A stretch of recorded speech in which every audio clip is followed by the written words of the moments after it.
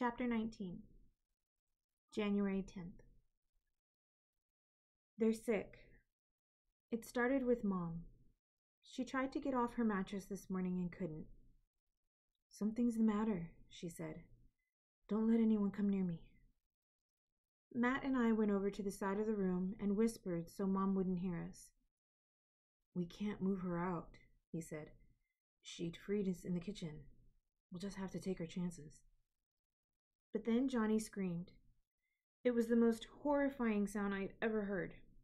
We ran over to him and saw he was delirious, crazed with fever. "Aspirin," I said, and I ran to the pantry to get the bottle. Matt put a pot of water on the stove to make tea. Mom was close to unconscious when the tea was ready, but we lifted her head up and forced the tea and aspirin down her throat.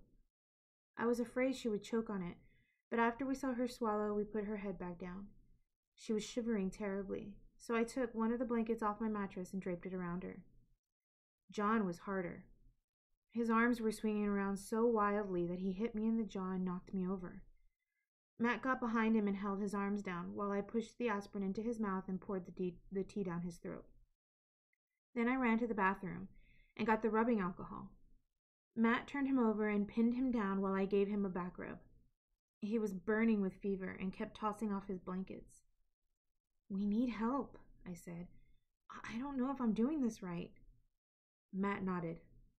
"I'll go," he said. "You stay here and look after them." But as he got up, he began to sway. For one awful moment, I thought he was going to grab onto the wood stove to keep from falling, but he came to his senses and sank onto John's mattress instead. "I can do it," he said, and he crawled from John's mattress to his own. "Don't worry." I didn't know if he meant he could make it to his own mattress or to get help, but it was obvious he wasn't going anywhere. I handed him a couple of aspirin and poured another mug of tea. "I need you to stay here," I said when he gestured that he could get up. "Mom and John are helpless. You have to make sure the fire doesn't go out and John stays covered. Can you do that? I don't know how long I'll be gone." "I'll be okay," he said. "Go. Peter will know what to do." I kissed his forehead. He was hot, but nowhere near as bad as Mom or John. I put a couple of pieces of wood in the stove and put on my coat, boots, scarf, and gloves. The skis were in the front hallway, so I got them, then closed the front door behind me. The weather wasn't bad, but I'd forgotten to put on the extra socks I need for Dad's boots to fit, and I fell a dozen times as I made my way to the hospital. I fell into snow on top of snow, so I never bruised myself, but of course I got soaking wet. It didn't matter. Each time I fell, I got back up and started again. No one else was going to rescue us. It was all up to me. I don't know how long it took me to reach the hospital. I remember thinking I should have eaten something before I'd left, so it was probably close to noon when I got there. But it didn't matter. Nothing mattered except getting help. Unlike the last time I'd gone there, the outside of the hospital was completely deserted. No guards prevented me from entering. I had a moment of pure terror that I'd find no one inside, but I pushed the front door open and could hear sounds in the distance. The lobby was empty, so I followed the voices. I'd never heard a hospital so quiet before. There weren't any lights on, and I wondered if their generator had finally stopped working. If the hospital wasn't functional, what chance did any of us have? Eventually, I found the source of the noise. It was two women, nurses, I assumed, sitting in an empty room. I charged in there, relieved to see them, terrified of what they were going to say. "I need Dr. Elliot," I said. "Peter Elliot, where is he?" "Elliot?" one of the women said, and she scratched the back of her neck. "He died on Saturday, didn't he, Maggie?" "No, I think it was Friday," Maggie replied. "Remember, Friday we lost 10 people and we thought that was the worst of it? Then Saturday we lost 17. But I think he was on Friday." "I'm pretty sure it was Saturday," the first woman said. "Doesn't matter, does it? He's dead. Just about everyone is." It took me a moment to realize they were saying Peter was dead. Peter, who had done all he could to protect us and care for us, had died. "Peter Elliot," I said. Dr. Elliot, that Peter Elliot. Dead, just like everyone else, Maggie said, and she kind of laughed. I guess we'll be next. Nah, the first woman said. We're not dead yet. Nothing's going to kill us. Flu, Maggie said. Past couple of weeks. It's flying through town. People kept coming here like we could do something, and all of the staff came down with it, except for Linda here and me, a couple of others. We'd go home except we're scared of what we'd find, and besides, we'd just make our families sick. Funny, isn't it? We've survived so much, and it's the flu that's going to kill us all off. My family has it, I said. Don't you have any kind of medicine? There must be something. Linda shook her head. It's the flu, hun, she said. It just runs its course. Only thing is, no one has any strength left to fight it off. It's a bad strain, Maggie said. Like in 1918, the kind that would kill you anyway. But my family, I said. What should I do for them? Make them comfortable, Maggie said. And don't bring them here when they die. We're not taking any more bodies. I gave them aspirin, I said, and an alcohol rub. Was that the right thing to do? Honey, listen to us, Maggie said. It doesn't matter. Maybe you'll be lucky. Maybe your family's stronger. Aspirin won't hurt. Alcohol rubs won't hurt. Pray if it'll make you feel better, but whatever's going to happen is going to happen. And it'll happen fast. You can try fluids, Linda said. If you have any food, try to make them eat. They'll need all the strength they can get. Maggie shook her head. Save the food for yourself, hun, she said. You look healthy enough. Maybe you're like us and you're resistant to this strain. Your folks would want you to live. Take care of yourself. Your family's going to live or die no matter what you do. No, I said. No, I don't believe you. There has to be something. There were how many people here last week? Maggie asked. 100? Maybe more? We lost half of them the first day. Go home and be with your folks. Give them whatever comfort you can. Sorry, Linda said. I know it's a tough break. Sorry to tell you about Dr. Elliot. He was a nice man. He worked until the end. Then he just collapsed and died. We've lost a lot of staff that way, working until their last breath.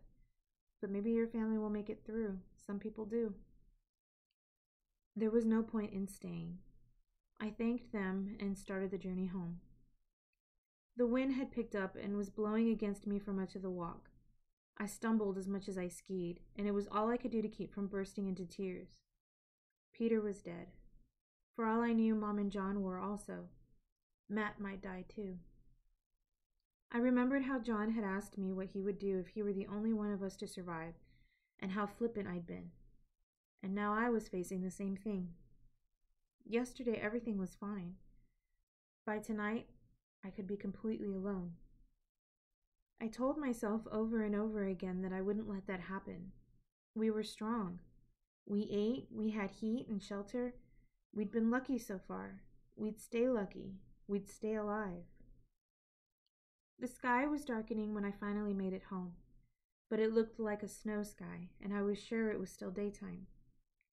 It took all the courage I had to open the door, but when I got to the sunroom, I saw things were pretty much as I'd left them. Mom was so quiet I had to kneel by her side to make sure she was still breathing, but she was. Johnny was delirious, but he was covered and not flailing around so much. Matt was lying on his mattress, but his eyes were open and he turned around when he saw I come in. Peter, he said. I shook my head. We're on our own, I said. It's just the flu. We'll be fine. Okay, he said, and closed his eyes. For the most horrible moment of my life, I thought he'd died, and that he had stayed alive until I got back and then felt he could die. But he'd just fallen asleep. His breathing was shallow, but he was definitely alive. I put some wood in the stove and collapsed onto my mattress. That's where I am now.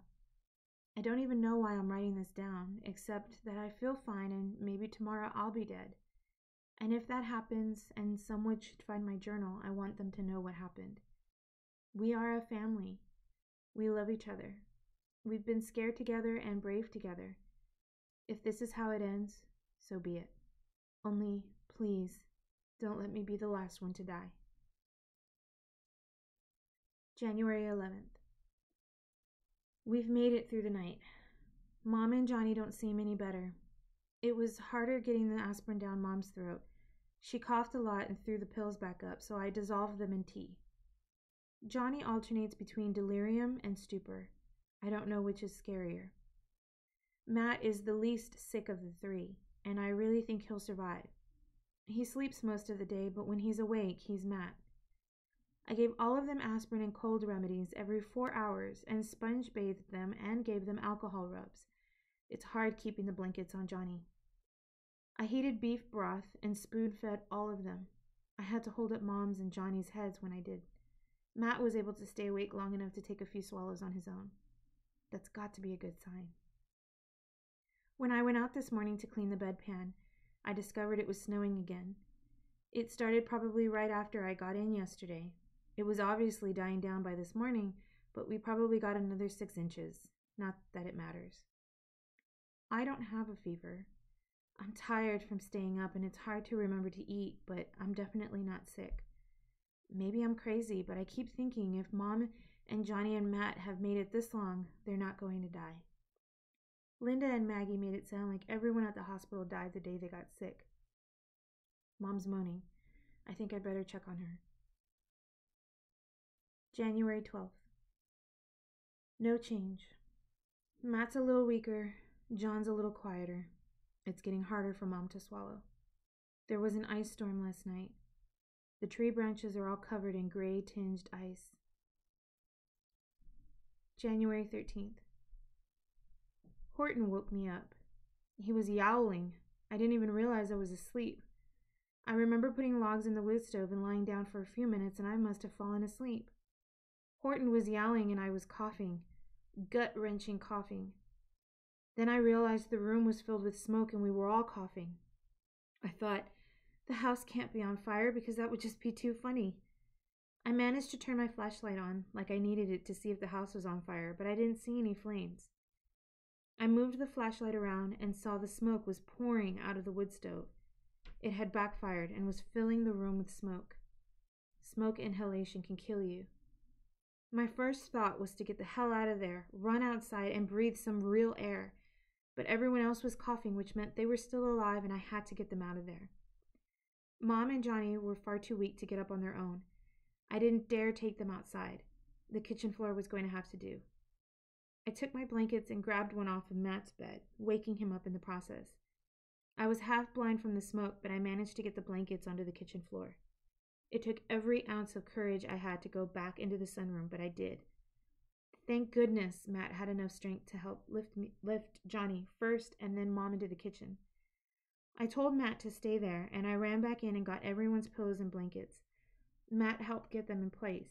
He was gasping so badly I was afraid he'd have a heart attack, but he waved me off.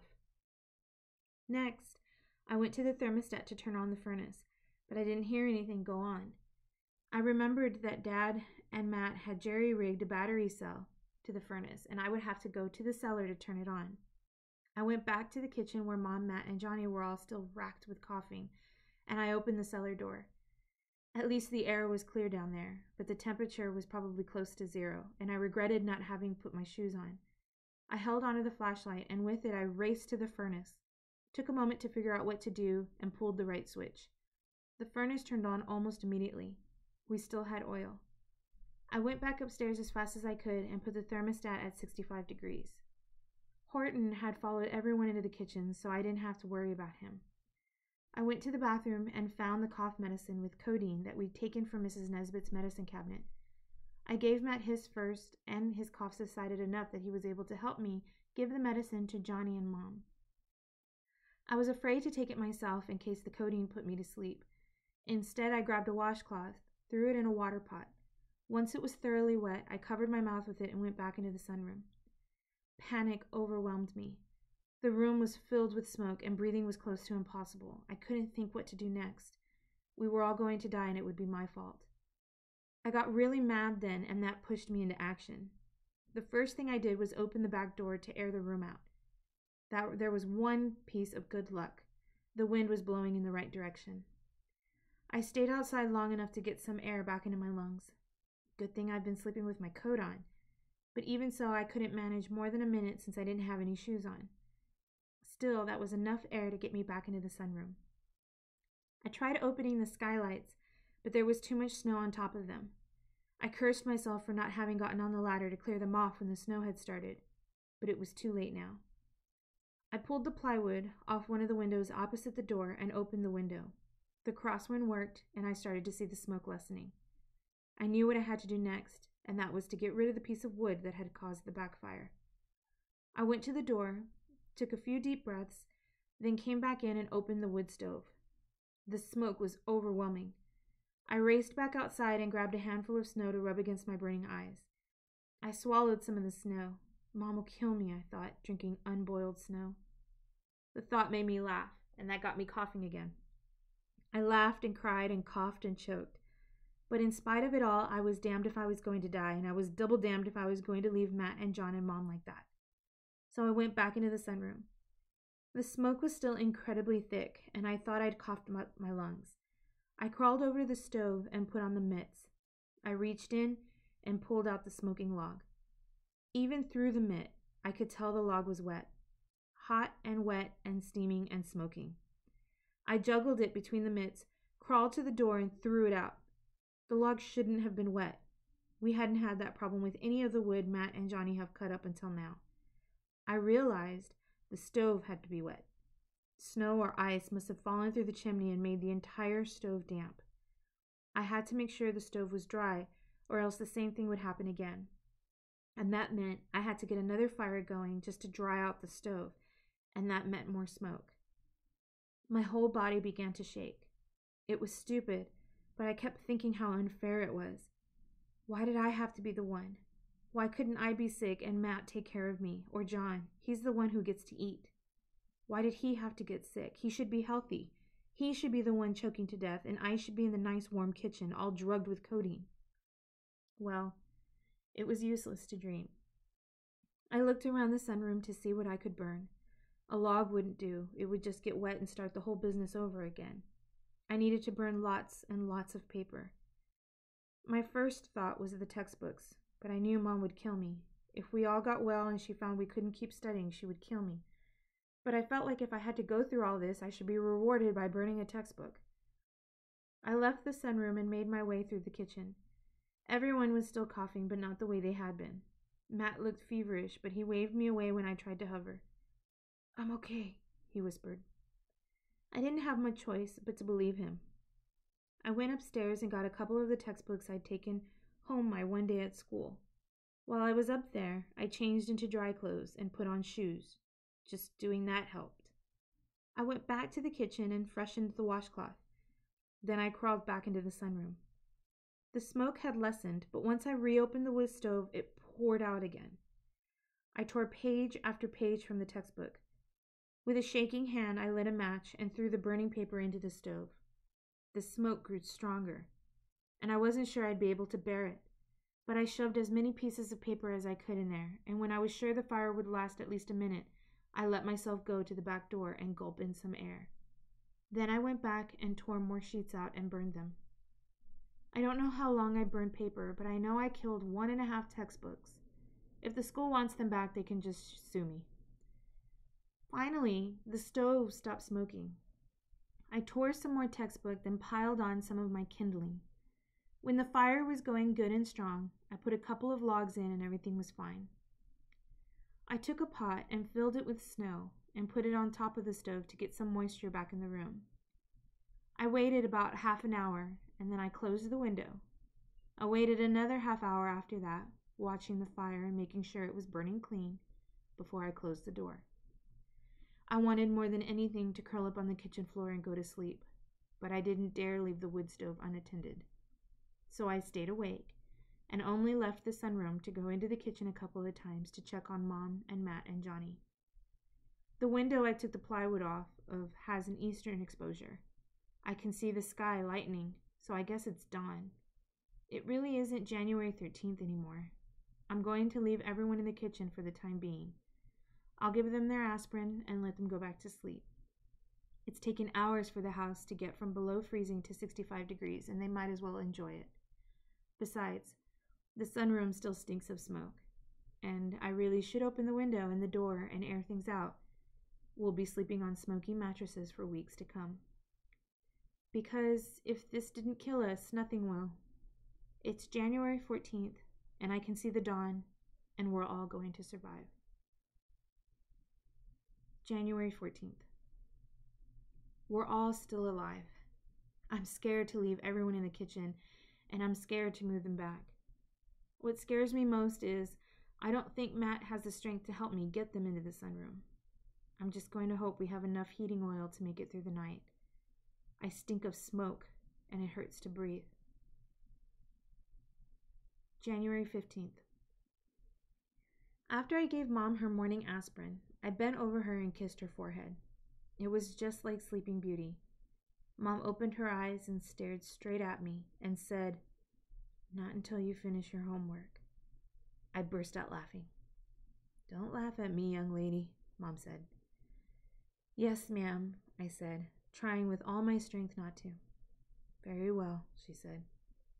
"I'll make supper now." She struggled to get up. "No, that's okay," I said. "I'm not hungry."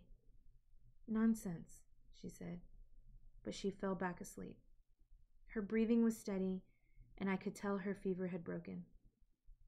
She woke up a few hours later and seemed puzzled to be in the kitchen. "Is everyone all right?" she asked. "We're fine," I told her. She looked over and saw John and Matt sleeping on the floor.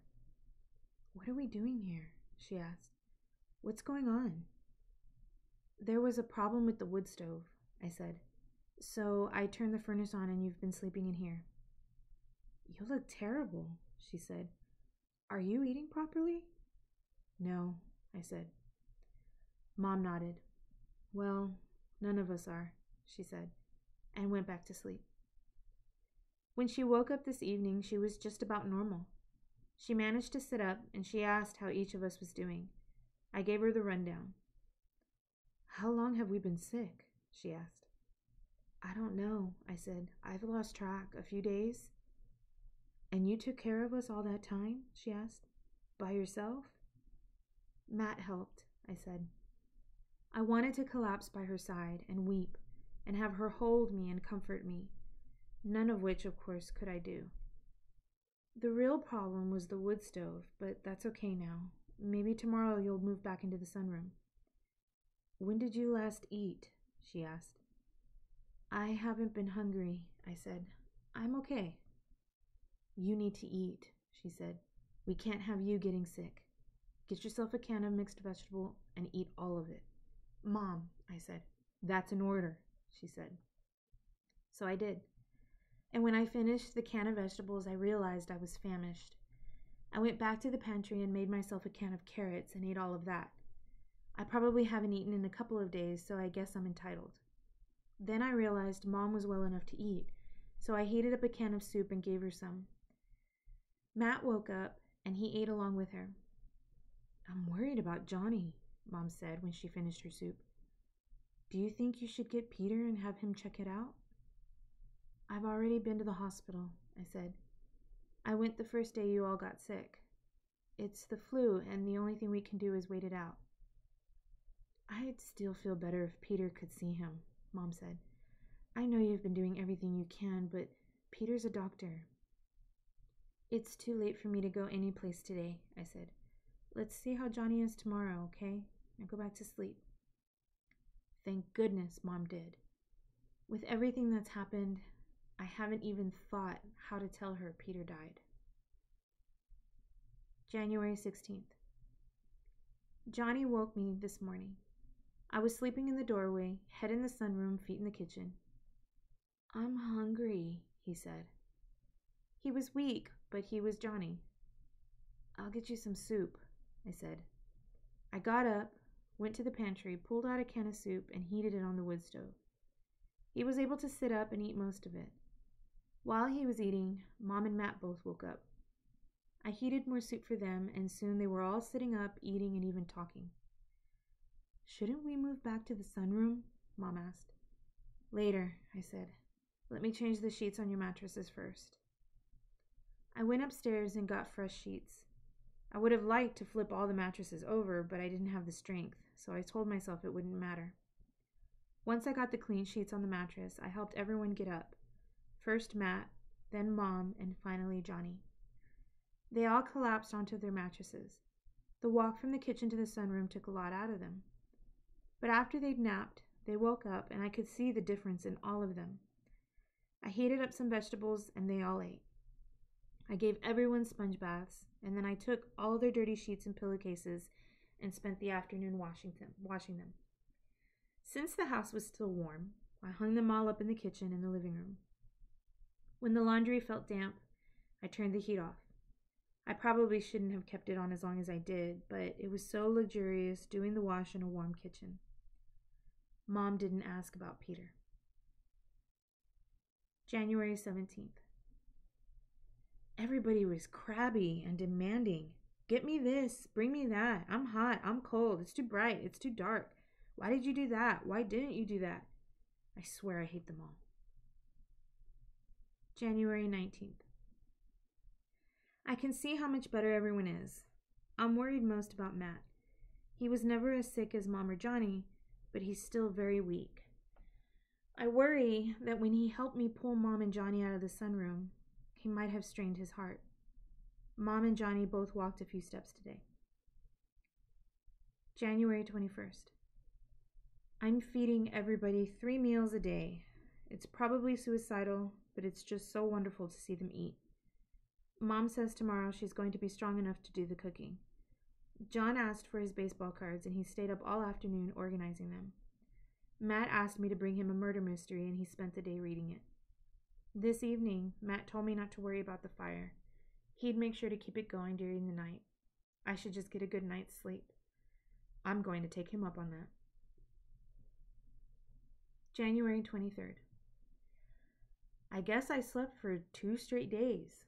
I feel real groggy and hungry. Mom's making me a cup of tea. Matt and John are playing chess. Even Horton is sleeping on my mattress. I think we're going to be okay. January 26th. I climbed onto the roof today and cleared the snow off. It's been on my list of things to do since that awful night, but I wanted to make sure someone would be strong enough to rescue me if I got into trouble. John's getting stronger faster than Mom or Matt. By this afternoon, I figured I could take my chances. It was hard work, and I can't imagine how much harder it must have been after the blizzard, when there was so much more snow. I'm actually doing everybody's work these days. Snow removal and all the laundry, etc. But tomorrow, John will start doing the dishes. He's eager to do stuff, but we all agree it's better for him to take things slow and make sure he recovers fully. Mom wasn't crazy about his being outside all the time I did the roof cleaning. But I worked as fast as I could, and John doesn't seem to be any worse for it. I'm more tired than I used to be, but I think that'll pass. The important thing is I didn't get sick, and we all think if I didn't then, I'm not going to now. Me and Maggie and Linda. I hope they had as good luck with their families as I did with mine. January 27th. I was in the kitchen doing laundry when Mom joined me. You shouldn't be here, I said. Go back to the sunroom. I will in a minute, she said. But this seemed like a good time to talk. There was a time when that tone would have meant I was in trouble. Now it just means she wants some private conversation. I smiled at her and kept scrubbing.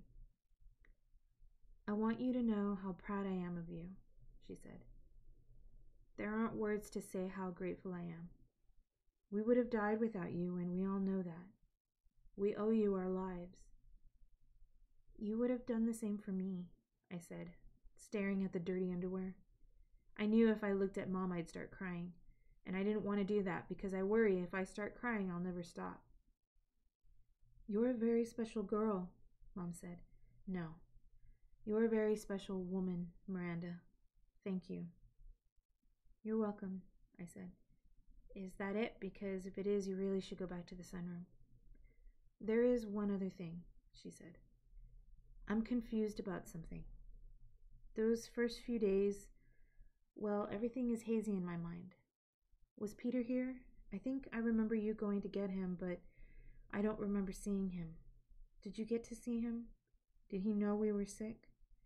I know it's close to impossible to get from here to the hospital, so I don't know if you made it, but did you try? I'm sorry, I'm just trying to put all this together and make sense of it. This time I looked away from the laundry. I dried my hands off and turned to face Mom. I made it to the hospital, I said. That first day. Matt was too sick to go, so I went. Basically, I was told what I already knew, that you all had the flu and you should be kept warm and given aspirin and made comfortable until you got better. So I came back and did all that. Did you see Peter? Mom asked. No, I said. I spoke to 2 women there, nurses, I think. I turned away from her and willed myself to be brave. Mom, Peter's dead, I said. The nurses told me. The flu decimated everyone at the hospital, patients and staff. You got sick on Tuesday, and he died the weekend before. I don't know for sure, but I think a lot of people in town died. Maybe people all over the country. It was that kind of flu. We were incredibly lucky you all pulled through. Well, not completely because of luck, but you've seen to it we've had food and water and shelter and heat. Even Matt making us move into the sunroom when we still had heating oil probably saved your lives, because when we needed the oil, we still had some. Mom stood there, stone-faced. I'm sorry, I said. I haven't wanted to tell you. The nurses said he worked to the end. He was a hero. I wish we didn't need so damn many heroes, Mom said, and went back to the sunroom. Me too. January 30th. Matt remains weak, which is really annoying him. Mom keeps telling him that people recuperate at different speeds and he should just not rush things. But I think he's never going to be 100% again. John's regained most of his strength and he's impatient to be doing things, but Mom's keeping him on a limited schedule, except for that one day when I cleared off the roof. He stayed in the sunroom. Since he can wash the dishes in the old basin we found in the cellar, he doesn't even have to leave the sunroom to do that. Mom isn't as strong as I'd like her to be, but I know she's also sad about Peter. After I told her, she had me tell Matt and Johnny too, so now everybody knows. But of course, it's Mom who feels it the worst. Now that it's been a couple of weeks since the fevers broke, I figure I can do some stuff on my own. This afternoon, I took the skis and went back to the road to practice. It was glorious being alone and outside and doing something other than nursing and housework.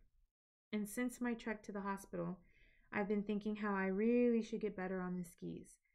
I don't know when Matt will be strong enough to do any distance, and one of us needs to be able to get around. That leaves John and me, and I have a head start. This is my time. I've earned it. February 2nd. Mom must be getting better. She asked if I'd forgotten about schoolwork. It hasn't been my highest priority, I said. Well, we need to change that, she said, for all of us. Johnny, there's no reason why you can't go back to algebra. Matt can help you. And I'm going to forget all my French if I don't start working on it. We don't want our brains to rot away. Mom, I said, I'm doing all the housework and I'm skiing. What more do you want from me? I don't want back talk from you, I can tell you that, she said. Now open up that history textbook and get to work. It's a good thing I didn't burn it. Or maybe it's not such a good thing. February 4th. Matt needed something from his bedroom. It's hard for Mom to get upstairs since she fell the second time, so I go to her room if she needs something from there. John only started going upstairs last weekend. Up until then, I got whatever he needed, and of course I've been doing the same for Matt. Do you think you're ready? Mom asked him. Sure, Matt said. I wouldn't do it if I weren't. Mom exchanged glances with me, but when I started to get up to go with him, she shook her head ever so slightly. Matt made his way out of the sunroom, through the kitchen, down the hallway to the staircase. I don't think any of us breathed as we heard his lumbering steps on the staircases. Then the sound stopped. Go, Mom said to me. I ran to the staircase. Matt was standing 4 steps up. I can't do it, he said. Damn it to hell, I can't get up the stairs. Then stop trying, I said. Just come down and try some other time. What if there isn't another time, he said. What if I'm a useless invalid for the rest of my life? You may be an invalid, but you'll never be useless, I said. Matt, has it occurred to you that the reason you're so weak is because you pulled Mom and Johnny out of the sunroom that night? That maybe you sacrificed your health to save their lives, and that's something you should be proud of? They wouldn't be alive if it weren't for you. You have no idea how much you give to us every single day. You think I liked nursing all of you? I hated it. But I think of how you do things without complaining. You just do what has to be done, and I tried to be like you.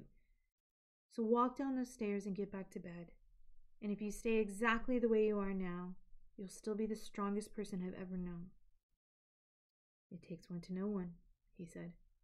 Great, I said. We're both the bestest people ever. Now tell me what you want upstairs and go to the sunroom before Mom gets hysterical. So he did. I watched to make sure he made it down the stairs. Then I ran upstairs and got what he needed in the first place. It's going to kill us if Matt doesn't get stronger, but he doesn't need to know that. February 7th. Mom's birthday. Christmas, when Mom had shared her candy with us, I ate 2 of the 4 pieces I took and saved the other 2. So Mom's birthday present was 2 pieces of candy. John let her beat him in chess, and Matt walked to and from the staircase 3 times. She said it was the best birthday she'd ever had.